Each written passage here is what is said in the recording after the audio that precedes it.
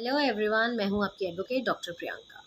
आज हम लोग बात करेंगे एडमिनिस्ट्रेटिव लॉ और कॉन्स्टिट्यूशनल लॉ के बीच में डिफरेंस।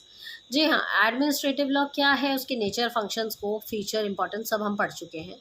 आज मैं आपको बताने जा रही हूँ कॉन्स्टिट्यूशनल लॉ और एडमिनिस्ट्रेटिव लॉ के बीच में डिफरेंस क्या है। बच्चे अक्सर इसका डिफरेंस तो जानते हैं, बट उनको पॉइंट्स में अगर आ जाए 10 नंबर में क्वेश्चन तो वो लिखना पॉसिबल नहीं है उनके लिए। क्यों? क्योंकि पॉइंट्स नहीं है। तो आज मैं आपको बताती हूँ 6 से 7 point of difference administrative law और कॉन्स्टिट्यूशनल लॉ के। ध्यान से सुनिए, कॉपी पेन लेके बैठिए, उसको लिखिए ताकि आपके पास एग्जाम के लिए कंटेंट तैयार हो जाए।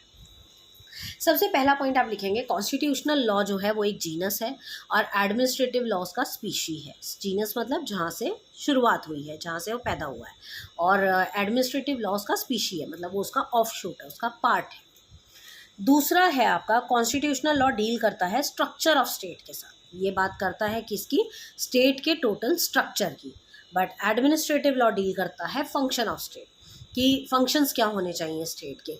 लेजिस्लेचर के फंक्शन क्या होने चाहिए, एडमिनिस्ट्रेटिव के फंक्शन क्या होने चाहिए, जुडिशियल बॉडी के फंक्शन क्या होने चाहिए।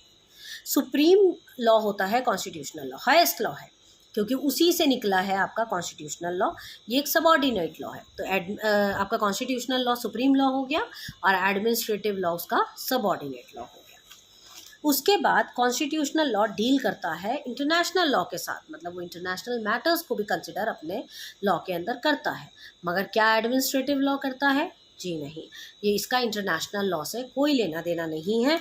ये डील नहीं करता इंटरनेशनल लॉ से, ये अपने देश की एडमिनिस्ट्रेटिव बॉडी से ही डील करता है। कॉन्स्टिट्यूशनल लॉ अपने आप में एक ब्रॉड लॉ है, काफ़ी सारी चीज़ें इसके पैरामीटर के अंदर आती हैं, बहुत सारी चीज़ों को ये अपने अंदर समाता है।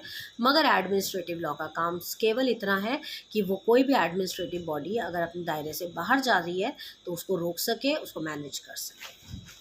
उसके बाद कॉन्स्टिट्यूशनल लॉ की अगर बात करें तो एडमिनिस्ट्रेटिव लॉ को पावर देता है, मतलब उसकी पावर का सोर्स जो है एडमिनिस्ट्रेटिव लॉ की, वो कॉन्स्टिट्यूशनल लॉ से है। मगर कॉन्स्टिट्यूशनल लॉ अपने आप में सुप्रीम है, इसलिए उसको पावर लेने की कोई ज़रूरत नहीं है कहीं से। अब वो अपने आप में पावरफुल है, क्योंकि हमें कैल्सन जी ने ये बताया है कि ये ग्रैंड नॉर्म है देश का और ये सुप्रीम पावर है, इससे ही सबको पावर मिलता है। तो इसको पावर देने वाला तो कोई नहीं है।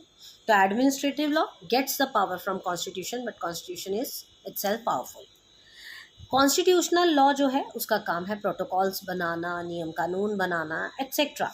मगर एडमिनिस्ट्रेटिव लॉ का काम है स्टैंडर्ड सेट करना, पावर को मिसयूज़ होने से रोकना, चीज़ों को अपने दायरे से बाहर जाने से रोकना। तो ये सारे एडमिनिस्ट्रेटिव लॉ का काम है। तो बेसिकली कॉन्स्टिट्यूशनल लॉ से एडमिनिस्ट्रेटिव लॉ निकला है, क्योंकि ये डेलीगेट की गई है पावर एडमिनिस्ट्रेटिव बॉडीज़ के लिए कि कहीं ना कहीं वो अगर अपनी पावर को कहीं जाके मिसयूज़ करते हैं तो एडमिनिस्ट्रेटिव अथॉरिटीज़ अगर अपनी पावर को मिसयूज़ करते हैं तो एडमिनिस्ट्रेटिव लॉ उनको रोकता है। ये एक ऐसी स्टैट्यूटरी बॉडी है जो इनको रोकती है।